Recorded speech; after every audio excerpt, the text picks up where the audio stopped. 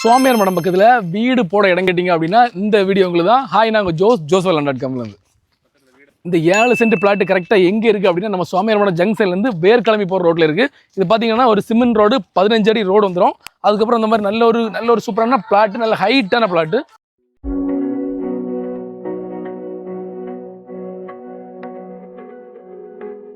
நல்ல developed area. அதுக்கு பார்த்தீங்க அப்படின்னா ஒரு சில நம்ம காம்பவுண்ட் வால் இருக்குது. அப்புறம் இந்த மாதிரி சூப்பராக நல்ல ஷேப்பாக வந்துருக்கு.